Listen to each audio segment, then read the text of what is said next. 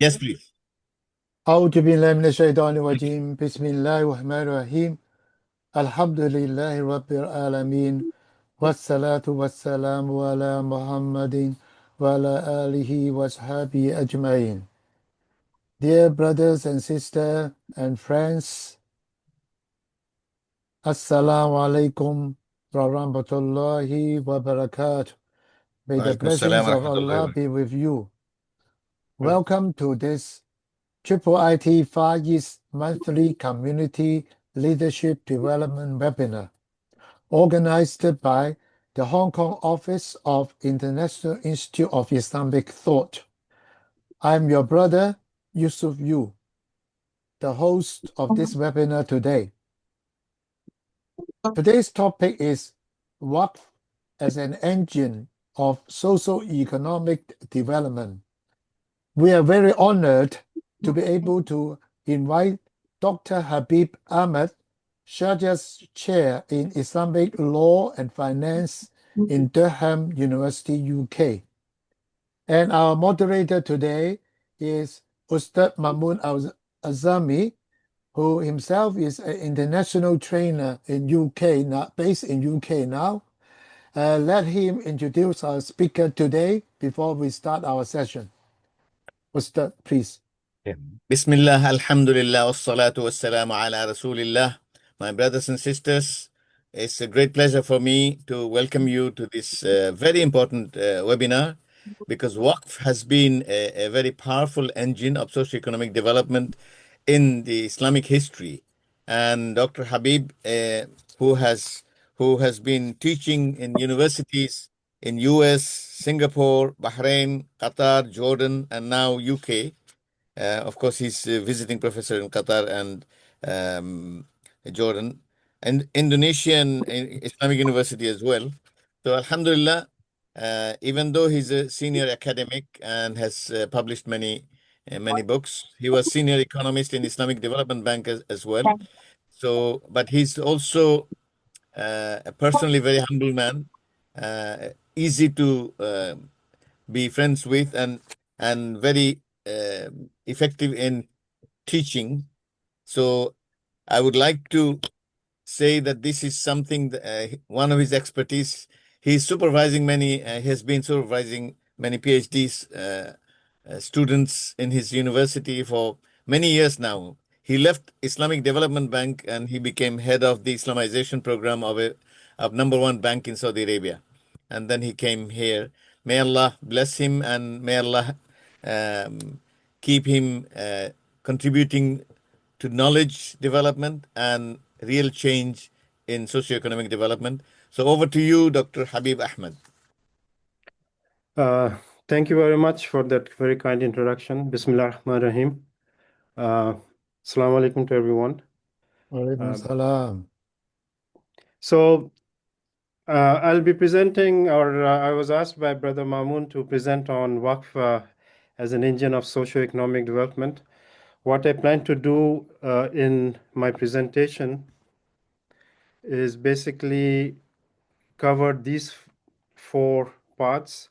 First, starting with the concept and history, which probably is known to most of you. Then briefly talk about the present status in light of the sustainable development. And I'll discuss this in light of the sustainable development goals, which were initiated in 2015 by United Nations and signed up by almost all countries, including the Muslim countries.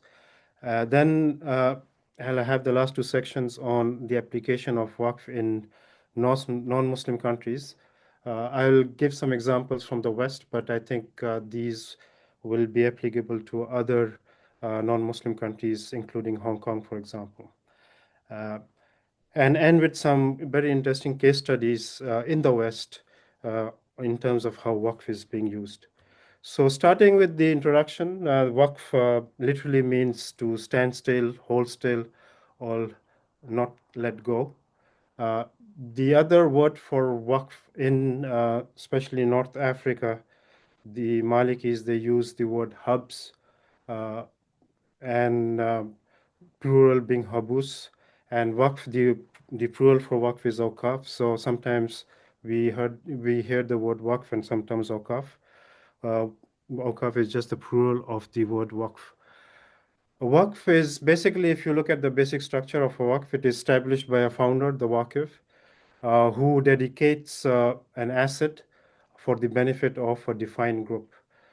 And the key stakeholders in a Waqf would be the founder, of course, who donates his or her assets. There are beneficiaries who benefit from this donation. And of course, there's a manager or a group of managers named differently, for example, Mutawalli or Nadir, who manage the Waqf and fulfill the objectives of the Waqf. Now, in creating a Waqf, the Waqf deed determines you have to basically transfer your assets through a Waqf deed. This Waqf deed identifies the objectives of the Waqf, who will be benefiting. Depending on the Waqf may be income generating asset, or it can be an asset itself which can be used by people. So the revenues, fruits, services generated by this asset, who are the beneficiaries of it, and also the management process and procedures of succession of managers. All of this should be included in a Waqf deed. Just to show you in a pictorial form, so we have the donor who transfers assets to Waqf through a Waqf deed. And in this Waqf deed, different operational issues of the Waqf are mentioned. This includes the governance management of Waqf.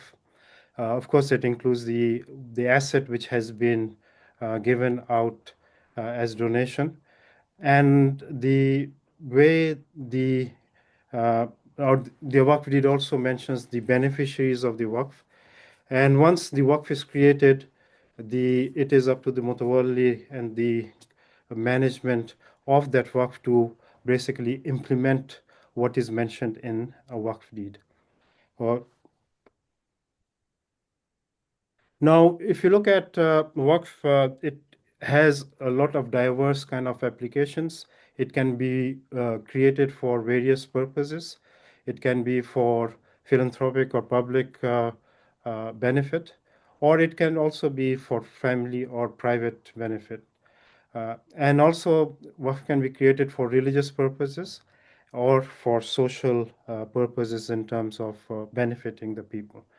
And we can also have what we call the mixed or mushtarak Waqf, which basically is it can be a combination of public and private, or it can be a combination of religious and social. So there is a lot of flexibility in terms of what should be the objectives of a Waqf.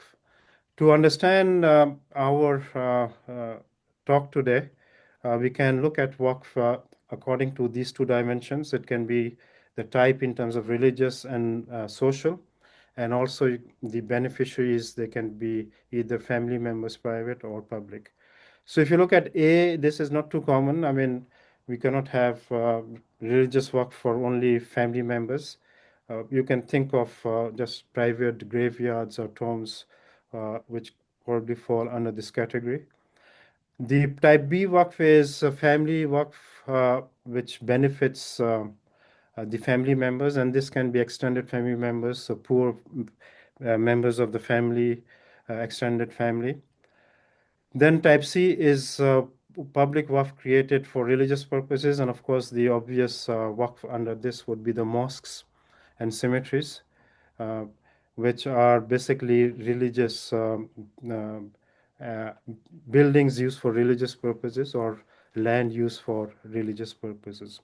Finally, we have public Waqf for social purposes, and these are the Waqf which are created for enhancing the general welfare of the public. For us, I think this public social Waqf is what we are interested in when we think of the role of Waqf in social development. Now, in terms of the fiqh of Waqf, the Waqf basically, when a person creates a Waqf, the ownership of that asset is relinquished by the donor. Now the question arises, who owns the asset? The Sharia scholars, in order to address this question, they say that as if the ownership goes to God. So actually, once a waqf is created, there are no legal persons who basically own the waqf from a Sharia point of view. And that's why, as I mentioned, some Sharia scholars say as if you have transferred the ownership to God. The Waqf deed is binding. It is a person who's giving away his or her private property for social purposes, and he or she can basically write whatever he wants in terms of what the Waqf would be. So once it is written in the Waqf deed, it becomes binding. So the law governing individual Waqf is basically the Waqf deed. Traditionally, Waqf was considered perpetual, but as we will see that some contemporary um, views, Sharia views, are that it can also be temporary, but traditionally it was thought to be perpetual. The organizational format and governance structure is up to the founder, and this is because he has the right to structure the Waqf in the way he finds it suitable. In certain cases, Waqf can be exchanged. The concept of istibdal. So if you have some Waqf property which is not uh, in a which is in an area which is not generating income, that property can be sold, and another property can be bought, for example, through istibdal. And the idea is that the Waqf should be productive and benefit the beneficiaries. Default of Waqf in case of loss of Waqf deed is, for example, if the other cases are when you have beneficiaries in the Waqf which may not be applicable due to the changes in the structure of economy over time. So, for example, in the past, there were Waqf created to up for the upkeep of books. As you know, in the past, the books were written by hand and then they were bounded, and sometimes the books needed repair. So there were Waqf which were created to repair the books. Well, this is not applicable anymore. So we have a lot of other objectives which may not be applicable over time. They become obsolete. So in these cases, the default is that the proceeds of the Waqf should go to the poor and the needy. Again, in terms of some contemporary fiqh or Sharia perspectives, the key idea is that Waqf is flexible. There is nothing specifically mentioned in the Quran and Hadith about Waqf and what its structure should be. And a contemporary scholar who passed away, he's the father of Dr. Anas Zarqa, who's one of the pioneers of Islamic economics, Sheikh Mustafa al-Zarqa. He basically said that other than the concept of bir, which basically is goodness, everything in Waqf is under the realm of ijtihad. That means the ijtihad of Waqf is very flexible. As long as the purpose of the Waqf is to serve some good, you can make changes. In line with this spirit, Islamic Fiqh Academy, they came up with a resolution on Waqf, and I've just highlighted a couple of points from that resolution. For example, they mentioned that the type of assets which can be made Waqf uh, include a lot of contemporary assets. For example, they mention the sukuk and shares in company services. You can have Waqf from the benefit, not of the asset only, but also you give away the usufructs of the asset as Waqf. And the other interesting point in this resolution is that they also mention that Waqf can be permanent or temporary. So you can create Waqf for a short period of time, and basically after that period is over, you can get back the asset back, or it can be temporary in another way. For example, if you have a parking lot and it's close to a mosque, you can make the parking free during Friday prayers, for example. So for every week, for example, during 1 hour or 2 hours before and after the prayers, you don't charge any fees. So for that time period, it becomes a waqf because you're giving the service free of cost. The key thing is that we can also have waqf which are not permanent and temporary. In terms of the historical experience of waqf, the first waqf, of course, were the religious waqf which were created by the Prophet in terms of the masajid, both Masjid al-Quba and also Masjid al-Nabi in Medina. And then we have cases where we see that a lot of social waqf were created. Two famous of these waqfs were the one created by Uthman bin Affan, the well in Medina. As you know that when the Prophet moved to Medina, there were only two wells, and one of them was basically owned by a Jewish person, and he used to sell water. And then the Prophet basically asked the Sahaba if somebody can buy that well.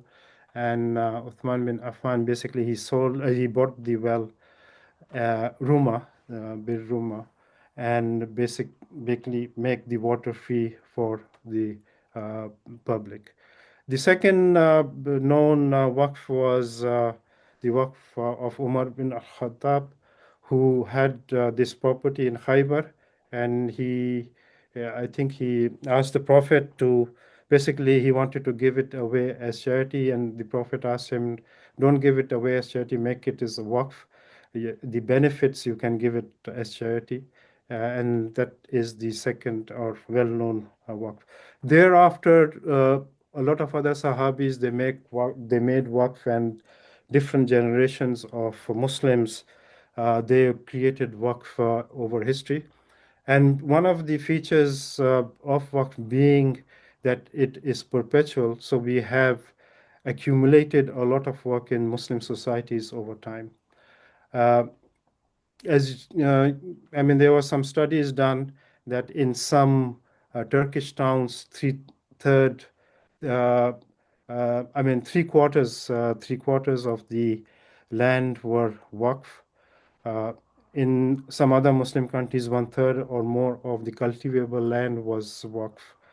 And this is a result of the historical donations of different generations giving their assets and properties as waqf, and because of the perpetual nature of the traditional waqf, they accumulated over time.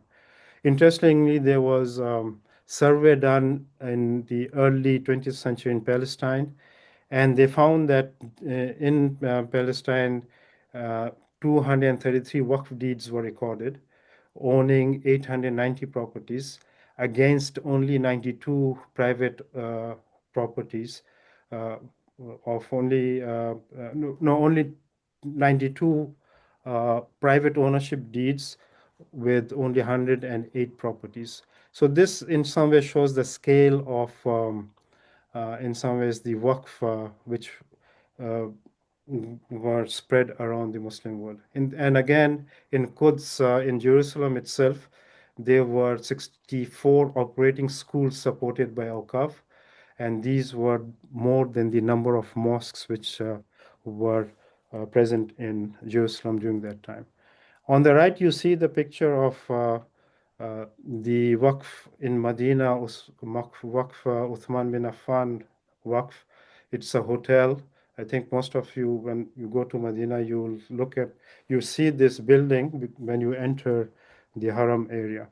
So this is an example of Waqf which was created by Uthman bin Affan, and as you see, it still exists and is generating revenues, which is used for public purposes.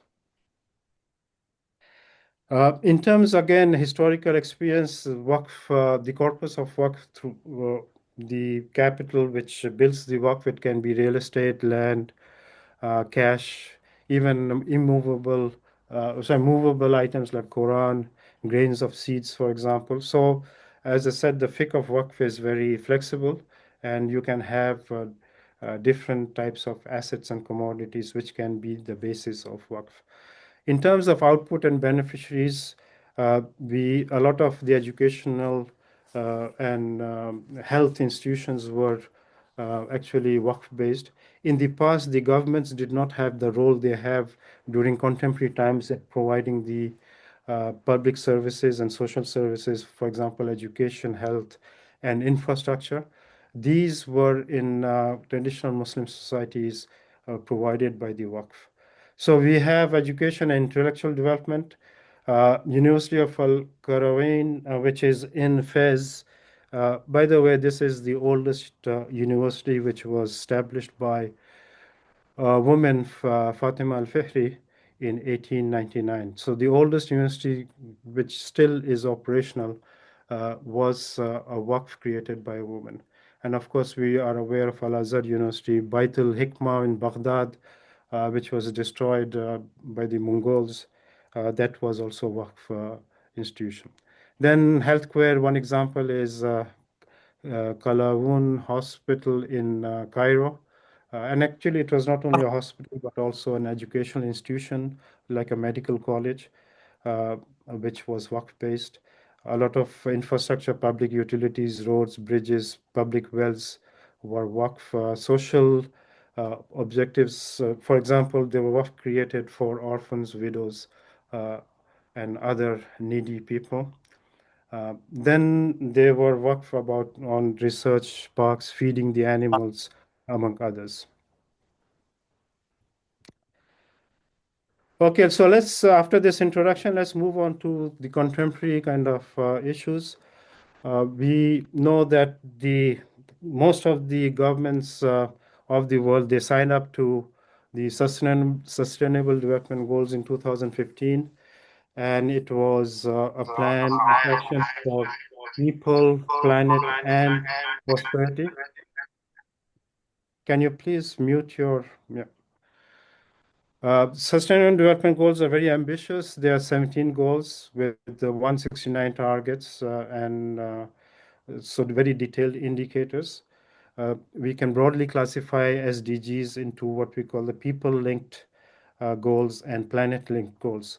One of the key differences of Sustainable Development Goals and the previous goals like Millennium Development Goals is that they include people, the social elements, and the environmental elements into the development framework. In the past, development was only about the economic development in terms of growth. We can think of the key themes, among others. I've just identified 4 key themes which are relevant to Waqf. So the first theme is social protection and essential public services. And on the right, I have identified the Sustainable Development Goals, SDGs, which are relevant for this theme. The second theme would be ending hunger and malnutrition. Again, the SDGs, relevant SDGs are identified. Promotion of inclusive and sustainable industrialization. And final theme is generating employment for all. So given this background, we can try to understand that these SDGs are very ambitious and they require a lot of resources.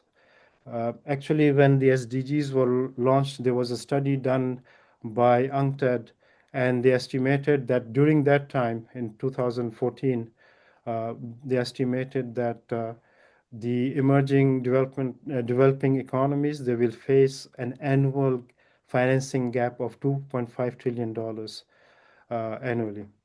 And this figure has been revised to $4 trillion after COVID.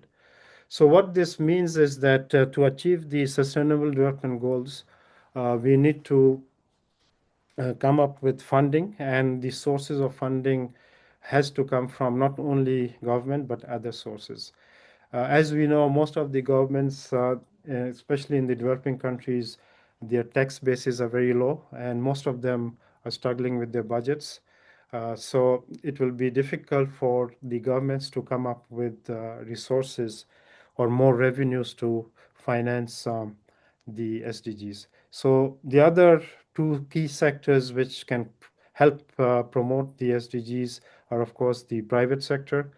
Of course, the nature of the private sector has to change. They have to have the social what we nowadays call the social or the ESG related environment, social and governance related investments in their business model to help achieve some of the SDGs. And the third key sector is the nonprofit sector, or the third sector. Now, nonprofit sector is actually in some countries very large. In some studies show that like in America, 5% of the GDP comes from the nonprofit sector. So it is a significant sector. And in Islamic societies, one of the key nonprofit organizations would be Waqf, which can play an important role to achieve the Sustainable Development Goals. Now, what is the status of Waqf during contemporary times? Due to different reasons, Waqf have degenerated now, both as a concept and practice. Conceptually, a lot of people think that Waqf is just to create mosques. The social role of Waqf is not highlighted much. So in terms of concept, the Waqf is only for religious objectives. That's the key idea when you talk to people. And as such, not too many Waqf for social purposes have been created.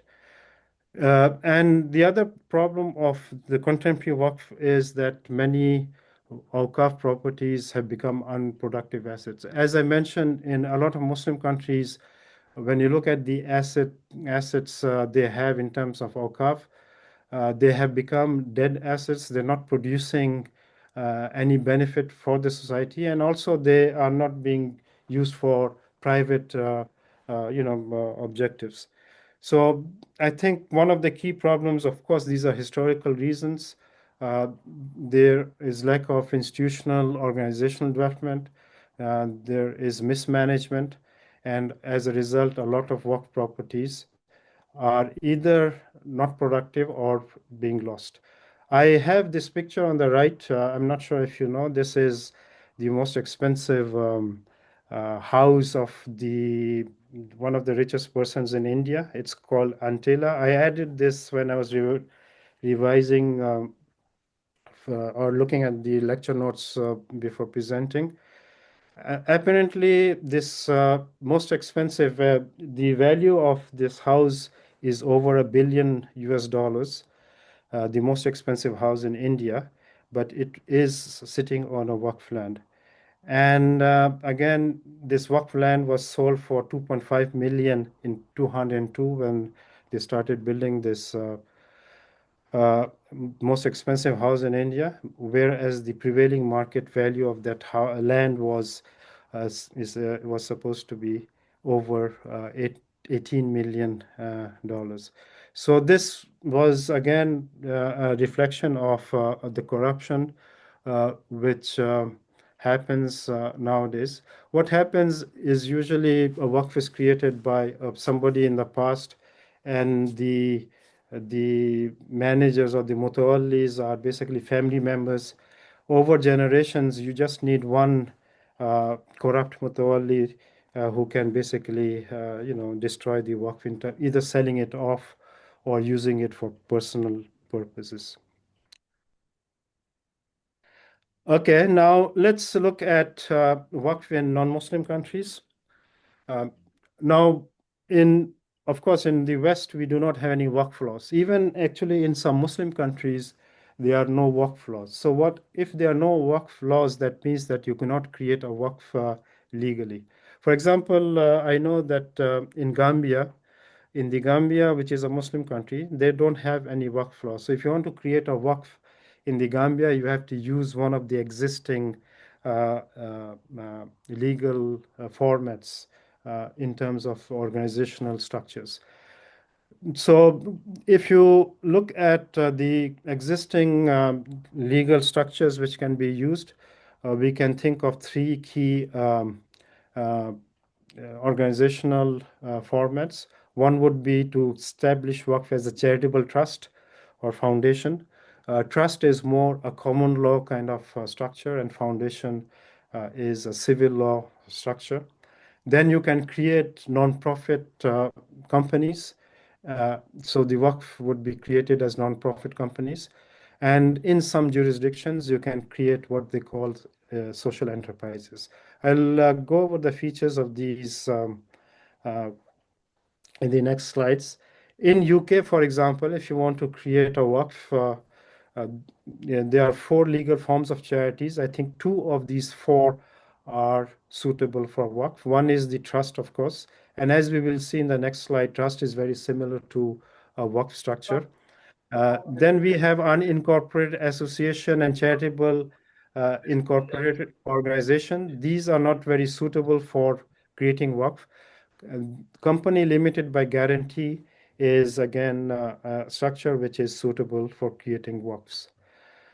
Now, to look at structure of a trust, as you see, trust is basically a legal relationship in which the ownership of asset is separated in terms of the legal ownership and the beneficial ownership. And just like Waqf, trust is created through a trust deed or will. And we have 3 key stakeholders in a trust. The first stakeholder is the settler, who is basically creating the trust. So this can be individuals or organizations. The trustee, who is managing the Waqf. And in a trust, trustee owns the legal ownership of the asset. And then the beneficiaries who hold the beneficial ownership of the assets. Actually, there are some studies which say that the concept of trust was adopted in UK first, and it was adopted from Waqf. And one of the first areas where the trusts were used were to create universities like Cambridge and Oxford. And again, there are some papers which claim that this concept of trust was basically adopted from the ideas of Waqf. The only key difference between a trust and a Waqf is the ownership of the asset after a trust is created. It is the trustee who owns the legal ownership of the asset. And in a Waqf, as I mentioned, the ownership is not, there's no ownership. The asset is not owned by any legal person. And that's why the scholars say it is owned by Allah subhanahu wa ta'ala. So this is the structure of a trust. Charitable companies, as I mentioned, company limited by guarantee is an appropriate structure for creating a Waqf. And when we look at an example, we'll see one of the Waqf created in UK basically uses this structure. So the key idea of a company limited by guarantee is that the members guarantee to pay small amount to settle the company's debt in case of winding down. So basically, they do not, people, or they're called members, they are not shareholders. They run this company. And if for some reason the company winds down, they will be liable to pay a small amount of the liabilities of that company. The company limited by guarantee is governed by articles of association. So when you're creating a company limited by guarantee, you have to have an articles of association which identifies the objectives and of the company. And of course, the objectives have to be charitable. The companies are registered with the Companies House. Once you are registered, then to have a charitable status, you have to have a separate application to the Charities Commission for tax exemptions. Otherwise, whatever surplus you have to pay a part corporation tax to the HRMC. So again, to have registration with the Charity Commission, they also have some guidelines. They identify what are the charitable activities which qualify an organization to be a charitable organization. And if you fulfill those criteria, you become a registered charitable organization. As I mentioned, the third idea in some of the countries like UK and also in US, they have this idea of social enterprise. And this is basically a combination of a private and charitable organization. I have here two definitions. So social enterprise operates by providing goods and services for the market in an entrepreneurial and innovative fashion and uses its profits primarily to achieve social objectives. So the objective is not to enhance the value of the shareholders. You run a company as a business and you generate income, and this income is basically used for charitable purposes. The second definition by OECD, private activity conducted in public interest, organized with an entrepreneurial strategy, but whose main purpose is not maximization of profit, but the attainment of certain economic and social goals. So basically, social enterprises, they blend elements of profitable and philanthropic organizations, and the social objectives are met by doing commercial activities. And one of the key things is that you have to keep the balance between your economic goals. You're basically earning money to do social, to have a social impact.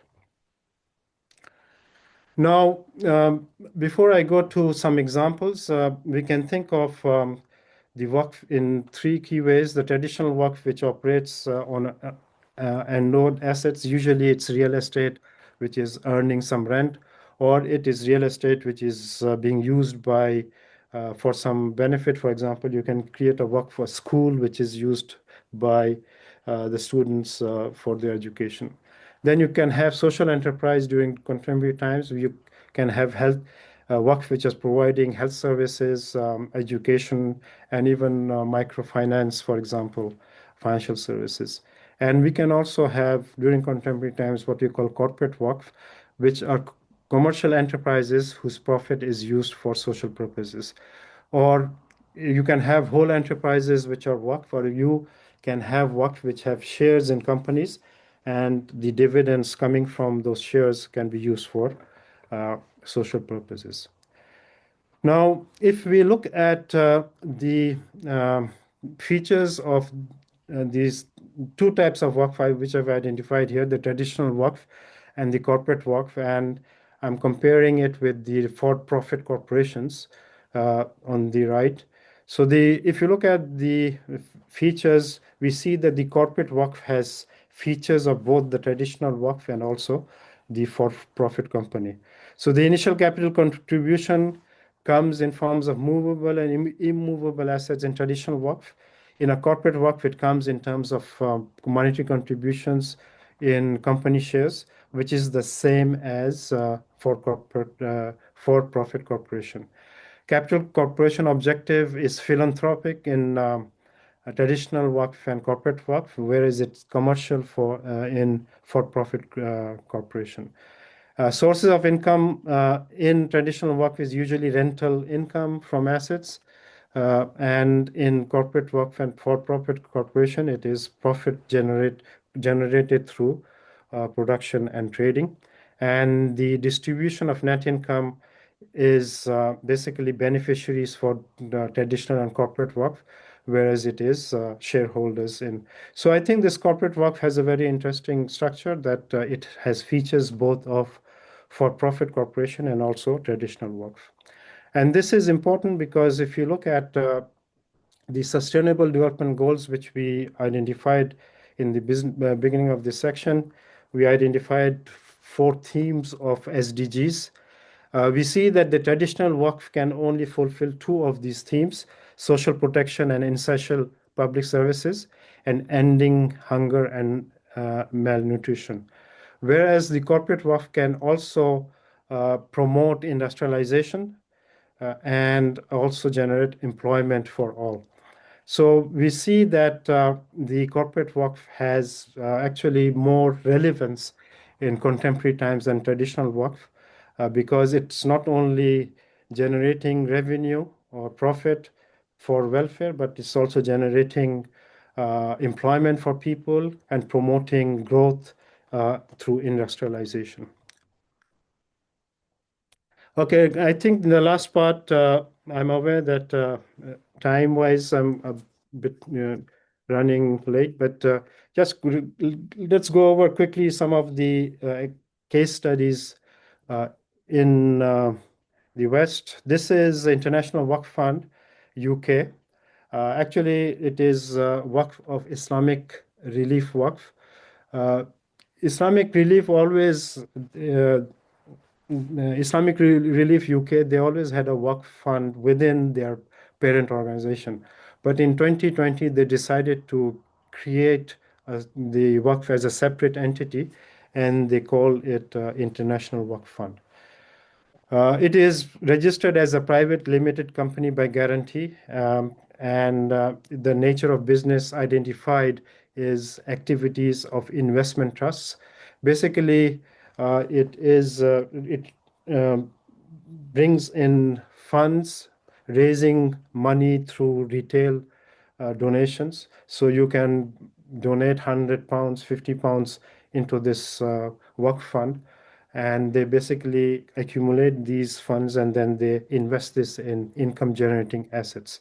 It is a registered charity, so it does not have to pay any taxes on its surpluses and income. So as I mentioned, it solicits funds from donors. Retail donors can invest into Waqf shares. International Waqf Fund invest in Sharia compliant investments. They have raised 8 million in the last information I had, 8 million through these donations, which has a return of 5 to 7% annually on the assets they have. Part of the profit is reinvested in the Waqf, and the remaining spent on social welfare. In 2022, more than 474,000 pounds was spent on health and nutrition, orphan child welfare, water sanitation. As you see, they have diverse kind of beneficiaries. And they spend it not only in UK, actually, they spend most of it in other countries, 14 countries. So this is an example of a contemporary Waqf, which is very different than the traditional real estate-based Waqf. And the good thing about this Waqf is, in the past, most of the rich people used to create Waqf. Here, any person can actually donate even £10 to this fund and have a share in the Waqf. Now, the other key Waqf, actually, this is a very interesting case study, North American Islamic Trust, NATE, USA. And as you see, it's a very old Waqf created in 1973, and it was established as a trust. The objectives, as you see, there are 4. And for each of these objectives, they have separate organizations. So the first one is the NATE Waqf, which basically was established to protect mosques and Islamic centers in America. The second was American Muslims communities' financial assets for mutual gains. And we will look at this. This was basically the Islamic Centers Cooperative Fund, which they created under this Waqf. And they also have actually a social enterprise. They have Iman Fund, which is a fund which manages assets, invests in stock markets and other assets. And they also have a publishing entity, American Trust Publications, where, as we will see, they publish Islamic books. Very quickly going over these structures, the NATE Waqf, the idea was that in the US and in the West, a lot of Muslims, they get together, they create a mosque. It is not registered, it is registered as a non-profit organization. Sometimes people move out. Sometimes the mosques are not managed well. They do not pay the taxes or do the legal things which are supposed to do. And in the process, a lot of mosques, especially the smaller mosques, they get lost. So the idea was to protect Islamic centers mosques from losing the objectives of the founder. Many mosques lost or changed purpose due to demographic changes, disrepair, property taxes, among others. So NATE Waqf was created as a trust agreement where the local community conveys the title to. So if you have a local mosque, the title, the land ownership, and those things are transferred to a NAIT Waqf, and NAIT becomes a trustee, holds the title. So on the trust law, the trustee basically is the legal owner of that land, and the beneficiaries are the local community. The local community carries out the administration of the mosque Islamic Center. Property is considered perpetual assets under trust, and the Waqf property can be replaced with another one with the same use and equal benefit to benefit the beneficiary community. So this is the concept of if there's a need, they will sell this property and buy another one, but it has to have the same purpose in terms of the beneficiary community. And it protects the Waqf assets from liabilities arising from lawsuits or from mismanagement. So you have basically a distrust which is protecting the different masajid in America. This NAIT Waqf has been entrusted with 300 properties of Islamic centers mosques from 42 different states in America. And the value, of course, in several hundred millions of dollars. The second fund under NAIT is very interesting. The idea was that most of the Islamic centers, because there are no Islamic banks, they put their money in commercial banks, which pays interest, and it is a very, in some ways contradictory in terms that you're a mosque and so most of the mosques, they do not take interest and their money just sits in banks without any return. The idea was to create this Islamic Centers Cooperative Fund in 1979 to assist the communities, basically to not deal with riba-related activities. And also, if they have surplus, they can put it in this fund. ICCF, they basically use this fund, invest it in different Sharia-compliant assets, mainly real estate and also Sharia-compliant stocks. And they also, the one good thing is they also gave Qard Hasan through this fund. So if there is some mosque which needs funding to build or refurbish their premises, you can get Qard Hasan from this fund. So this fund, as you see, has pooled funds from 500 Islamic centers, and it provides interest-free loans to establish Islamic centers, mosques, and schools. They invest funds in Sharia-compliant stocks and real estate, and it charges 1.5% of the value as their charges. And of course, because it requires management, so it is basically acting as a fund which is generating some revenue which can cover its costs. And this probably is a good example of a social enterprise. On top of it, what they did was, because the fund, they do not have people who can manage the funds professionally, NAIT also created funds, investment funds. Actually, they were instrumental in creating the Amana funds, which is one of the oldest funds. They're not involved with that anymore. It is now managed by Saturna Capital, which is basically a commercial asset management entity based in, I think, Seattle. And then you have the fund they own, NAIT owns, is Iman Fund. And it was established in 2000, and it is basically managed by Allied Asset Advisors. It is a non-profit subsidiary of NAIT. So this is, again, a very good example of a social enterprise. It is run professionally. They basically manage funds of Muslims. As you see, it is not only the funds of the fund we just mentioned, but also individuals, institutions, trusts, private funds, charitable organizations, they all can invest in this Iman Fund. The Iman Fund, they basically invest the money they get in Sharia-compliant stocks of domestic and foreign companies. And they interestingly have accounts which can be individual, and also you can create accounts to create a trust. So you have a trust account, you can have a custodial account for your children, among others. Some figures of this fund. I think the latest I have was 2024. They charge a 1.35% fee for managing the fund. Investment style, they invest in large cap growth companies.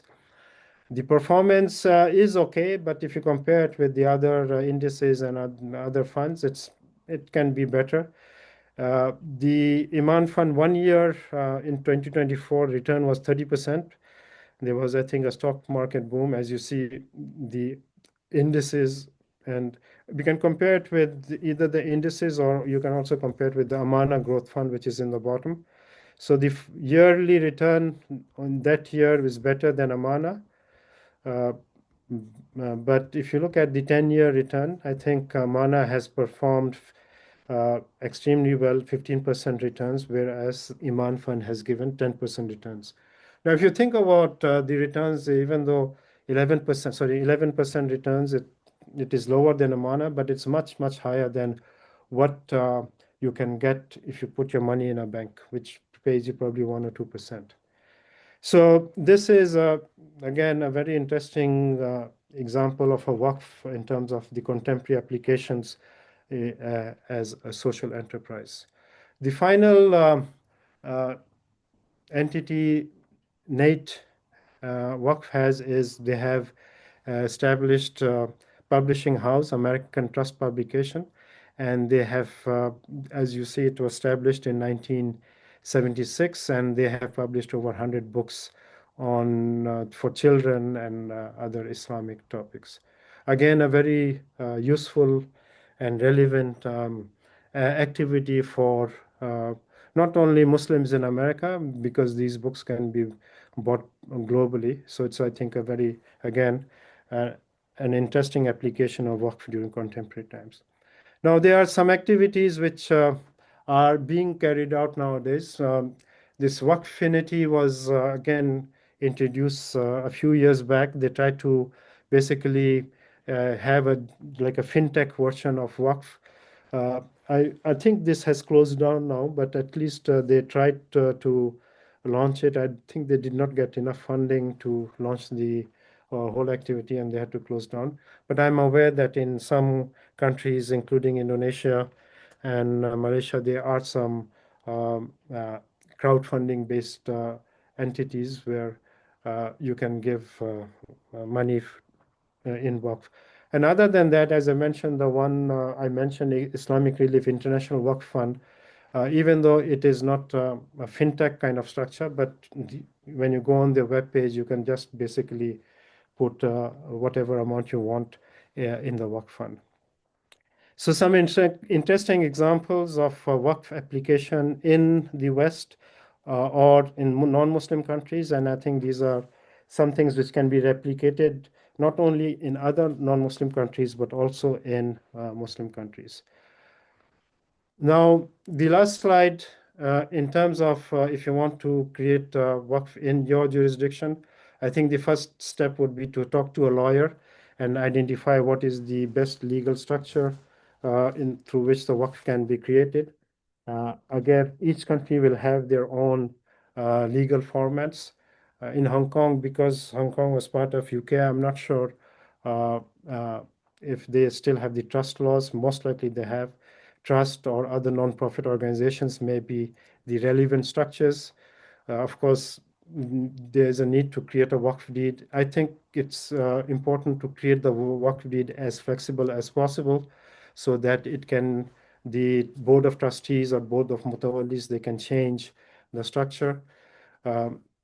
I think one of the key issues during contemporary times to have a very good governance management structure. A lot of Waqf assets in the past have been lost because of mismanagement. And one of the options, I think, in countries like Hong Kong, for example, is to create a retail Waqf fund, similar to the International Waqf Fund, which I showed in UK, where basically you can raise money and then invest this money in productive assets. And this will give opportunity to retail investors to put in small amounts of money and contribute to the Waqf. I end with this hadith, which actually is about Waqf. And it says, when a man dies, all his good deeds come to an end except three: ongoing charity with the Sadqa Jariyah, and Waqf is a Sadqa Jariyah, beneficial knowledge, and a righteous person who prays for him. Now, I think this message has to be in some ways spread. As I said, the concept of Waqf, a lot of people are not aware of it. And if they're aware of it, it's this misconception that Waqf is only for religious purposes. Sadqa Jariyah can be for social purposes. Historically, it has been used for social purposes. And I think we have to, in some ways, revive that tradition and also establish Waqf entities where people can give their donations and help rebuilding this institution of Waqf. Thank you very much. I'm open to questions if there are any.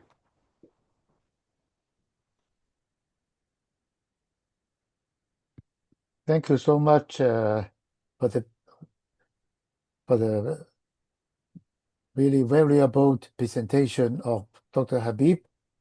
Can anybody would like to raise any question?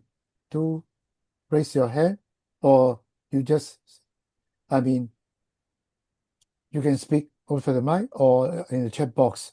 For your information, I have uploaded the CV of Dr. Habib Ahmed in the chat box, and also another document is the presentation.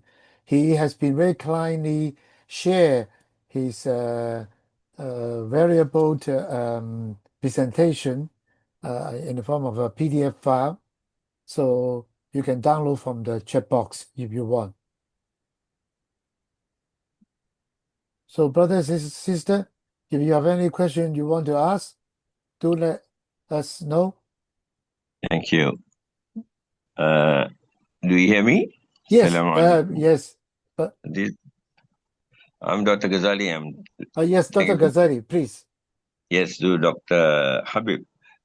One interesting observation that since we are all together, my dear brother Rizal, what do you call it, Mamoon, Ubaidullah, the Islamic Development Bank had a alternative vision of development.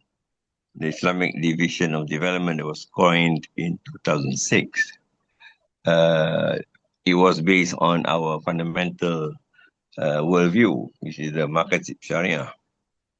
And one outcome is the Waqf institution, together with the Zakat and other Islamic philanthropic institutions that need to be geared up to build a worldview of the Muslim that has 10 civilizations in world history. So from our side, where we are having this World Waqf Forum, we have announced last year the Global Waqf and Zakat Order, alternative to the SDG. Not because the SDG has been coined and accepted, but there are fundamental underpinnings that are not mentioned, which Muslims may not realize it. So for Dr. Habib, it is necessary for Muslims to refer Waqf not in a strict structural legal framework. If we do that, we will have lost the fundamental spiritual foundation of Waqf that has been enjoined in the Quran for all believers to undertake management of both the world and the divine cosmic. Because I refer to all of you certain verses in Al-Baqarah 261 to 64 is an injunction for mankind to contribute in the cause of Allah. SDG doesn't have that. It's only for this world. So when we anchor our Waqf in the SDG mold, we may be missing a big historical abandonment, or why we have generation of Muslims who could build a civilization without the state. I think history has shown to all of us where Waqf was banned or abandoned through whatever acts of governance in those old days. So today, we on our hand here would like to transform back the Muslim becoming their own self-destiny accountability. They cannot wait for the state, because once you wait for the state, you are technically making dependency as a matter of course. And that, if they say they need trillions of dollars, obviously the standards put up is in somebody else's worldview standards. And if out 17, we have only 4 relevant to us. So we should wonder the Muslims to think, what is it they are living for? The Waqf and the Zakat terminal end. And that is a fundamental question to Dr. Habib. Thank you.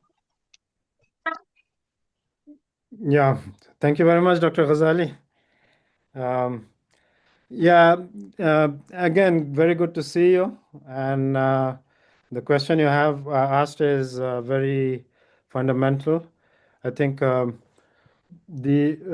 right that when we think of the SDGs, of course, it does not have this spiritual part to it.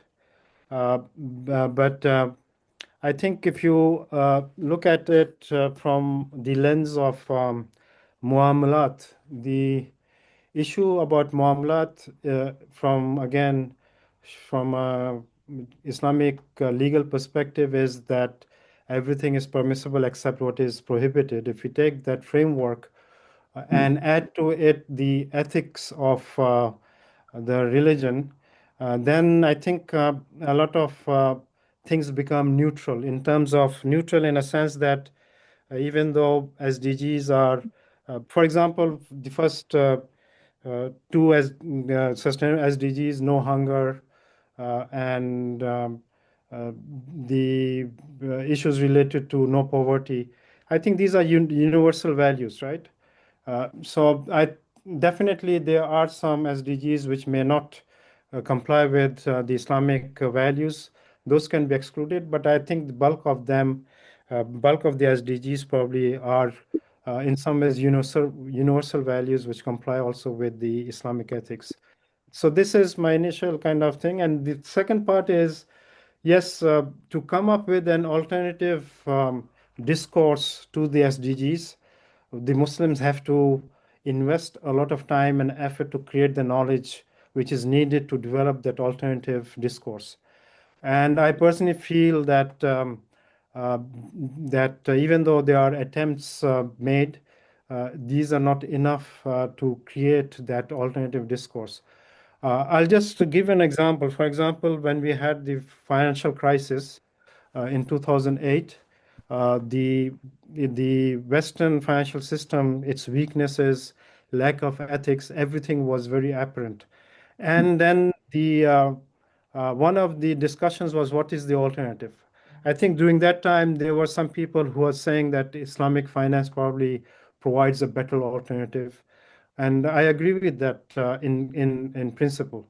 But the thing is, unfortunately, we did not have the right answers to a lot of the questions. And when we look at the practice of Islamic finance, instead of giving an alternative vision of how financing and development should be done, they were basically replicating the conventional.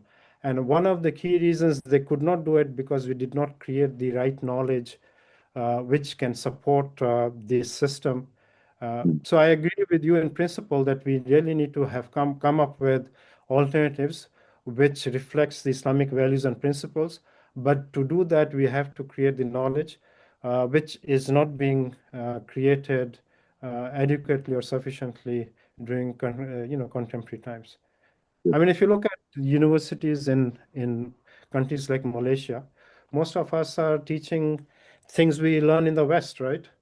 And we are doing that because we really have not developed different disciplines with Islamic values and principles. That will require a lot of time and effort, and I think there has to be a realization that we have decolonized ourselves in terms of geography, but we have to decolonize the knowledge and also the minds of people. Thank you. Chỗ tiền lồ bãi sang mà là sẽ nghiện. Đúng không? Thì cũng có chỉ số. Thì đó đi. Cảm ơn rất quá.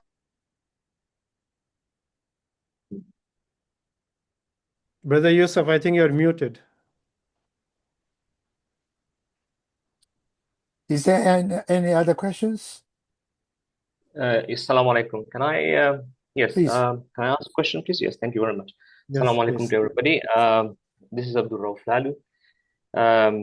So yes, it's good to see some of the ex-IDB staff online and to see Dr. Habib after quite some time.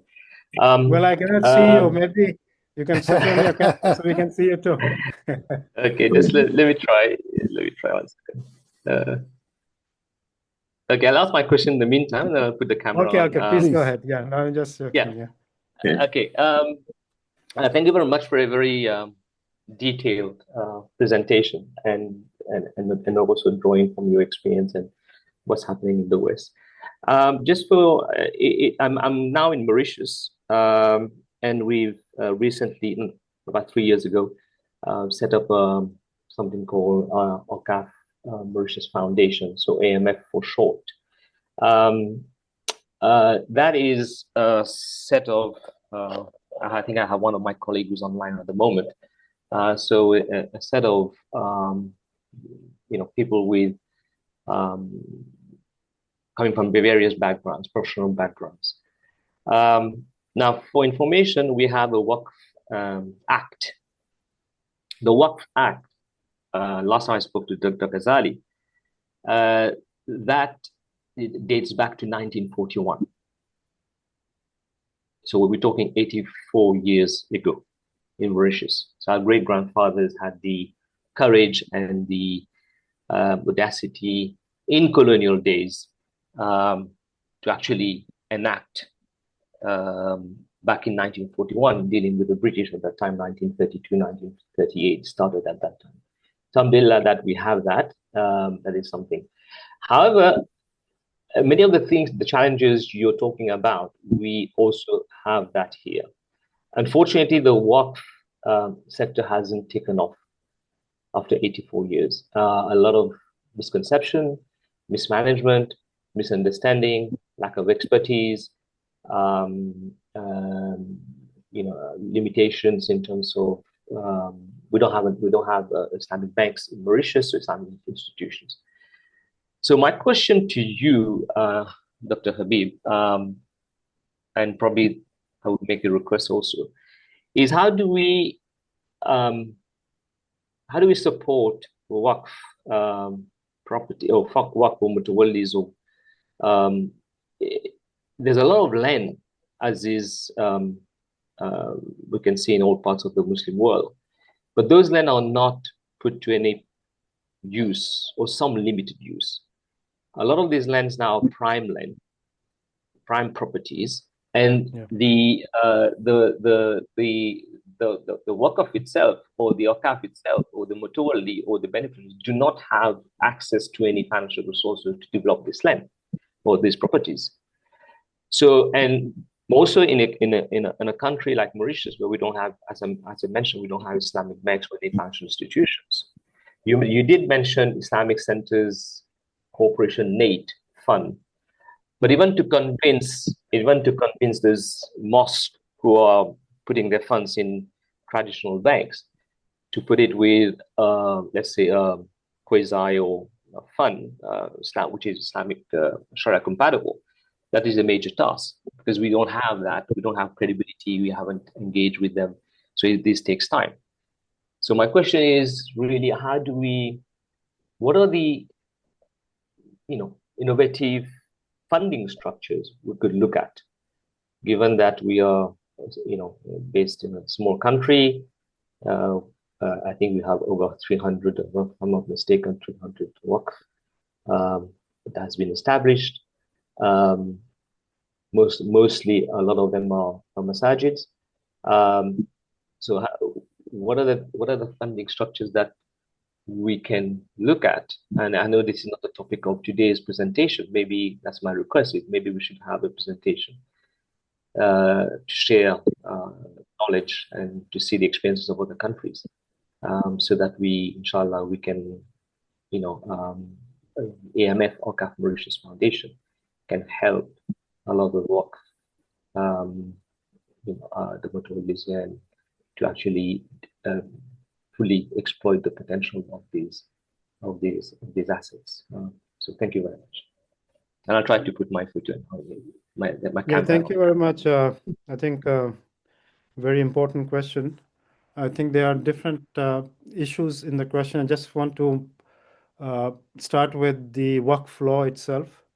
I think what is good that Mauritius has a Waqf law, but I think from some of the studies I've done, a lot of the Waqf laws in some ways are not what I call efficient in terms of they have not been updated.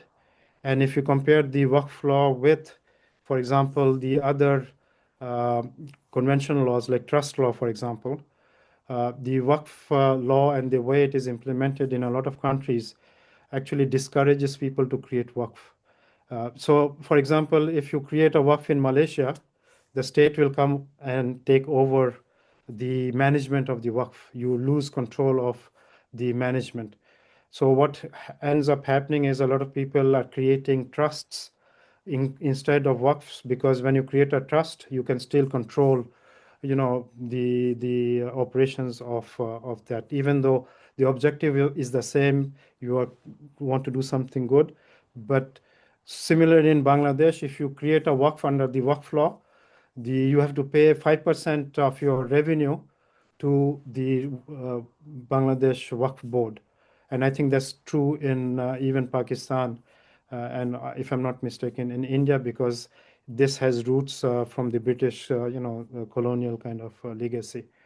So if you look at the Waqf law and the other non-profit laws, Waqf law in that sense is inefficient, and that inefficiency is discouraging people to create Waqf under the Waqf law. They're creating Waqf under other legal structures like trust and non-profit corporations.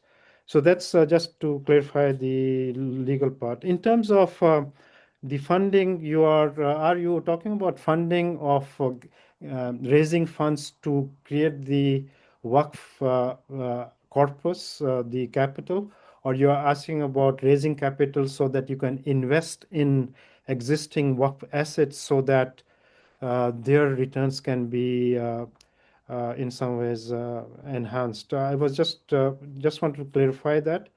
Is it fund creating? Yeah. Yes. Sorry. Yeah. I understand your questions. It's raising funds actually, because for example now we have one. So you want to increase the capital or the corpus of the Waqf? No, actually, no, not. Yes. Well, we have. I'll give you an example. We have one example that we have a prime lender. Somebody has a prime lender, but they're going to a conventional bank. Okay. So that's the issue we have. Yeah, I think you are aware IDB has the Awqaf Properties Investment Fund, right? So it is a fund which basically invests in Awqaf properties which have great potential for investments, can have good returns, and basically IDB Awqaf Properties Fund is making it invests in Awqaf properties commercially, making a return on it.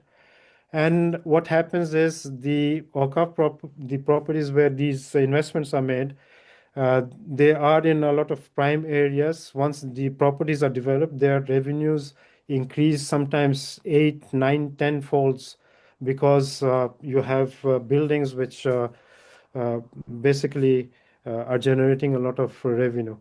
Now, I don't know if you have, if you can come up with a structure, and especially given your background from IDB, to something similar. You have basically, you can try to raise funds where you can say that you will be given, it's going to be a, Muslims, if they cannot put money, there are no Islamic banks, as you mentioned.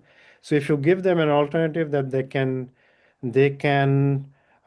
basically get a return, a Sharia compliant return, and you can raise this money from Muslims, then this money can be invested in Waqf properties. And as you mentioned, a lot of these properties are in very prime areas. There is a commercial case for a fund which can basically invest in these cases, and the people who will put in the money, eventually they'll get their money and also a return which is Sharia compliant. I'm not sure if I have made the structure clear, but did you think of something of this structure, of this, to basically give opportunities to Muslims to earn Sharia compliant returns? You create this fund, and this fund will basically invest in development of Waqf. So you are basically providing services to Muslims on the liability side, and you are developing Waqf on the asset side.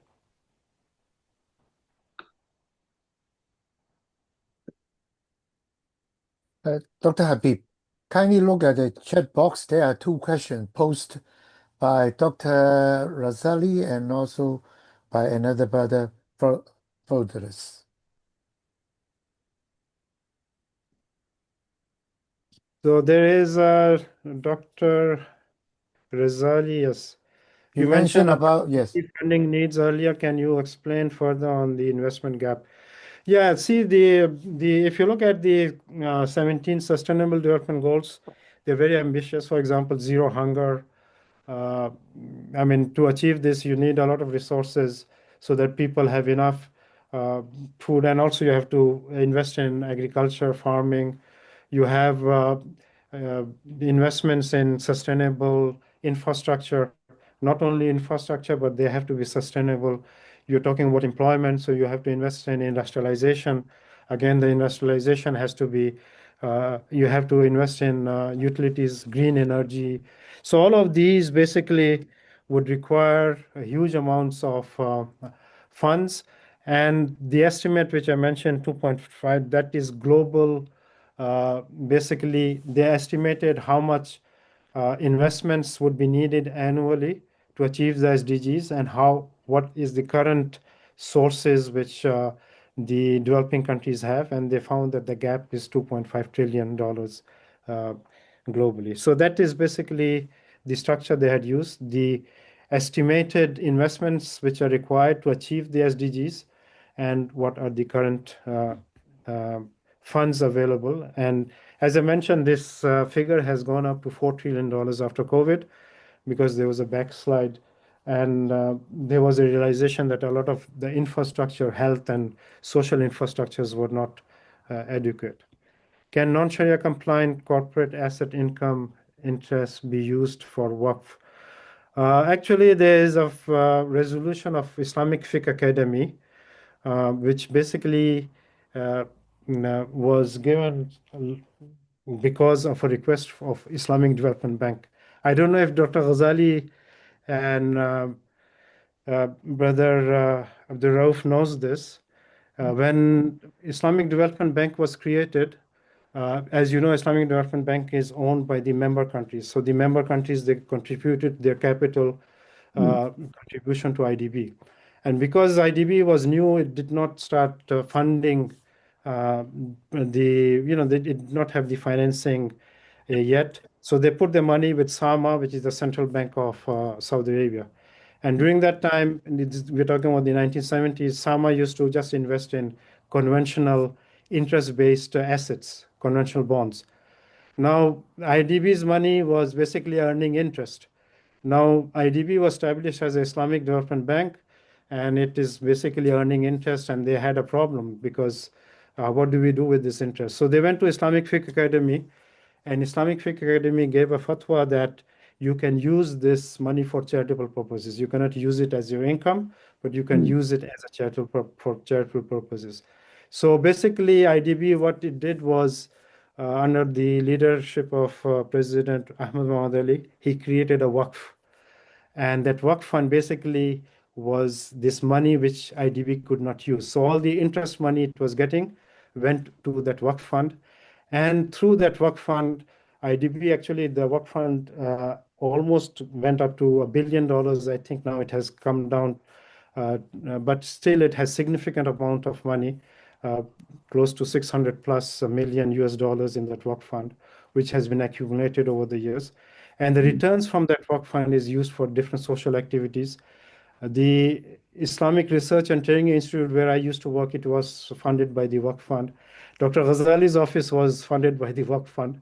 And so the answer to your question is, non-Muslims, no, the interest income, yes, it can be. If you have money in a bank, you earn interest, you can give it to charity or you can give it to a Waqf fund. And most of the Islamic banks, they have this charitable fund where they basically put the money which they cannot use. Either it's interest income or the income from penalties which they get, and they basically use it for charitable purposes. And of course, Waqf is also an area where can non-Muslims be among the beneficiaries of Waqf? Waqf is flexible. Like in Zakah, there are some people or some, because the heads of Zakah are given in the Quran. And of course, one of the heads of Zakah are people whose hearts can be converted. So you can give under that heading Zakah to non-Muslims, where you want to convince them about Islam. But when it comes to Waqf, it is flexible. You can add the beneficiaries according to your wishes. It's not only non-Muslims. A lot of Waqf are created for the benefits of animals. Actually, there used to be a Waqf in Damascus, a plot of land where people in the past, when they used to have horses or donkeys which became old and they cannot function anymore, so instead of keeping them at home, you could bring it to that Waqf, and that Waqf basically took care of those animals until they died. So it is flexible, and as long as it's something good, if you're benefiting non-Muslims and you think that through that you can do some good, I think personally, from my understanding of the fiqh of Waqf, it is flexible and it can be done. Similarly, sadaqah, you cannot give zakah for non-Muslims unless certain conditions are fulfilled. But if you're giving sadaqah is open for non-Muslims, and actually Waqf falls under sadaqah, and as such, I think it can be given to non-Muslims. Okay. So thank you so much again, Dr. Habib, for your wonderful presentation. For the audience, kindly please note that the two files that have been uploaded, you can download it after this webinar, so that I will leave it there.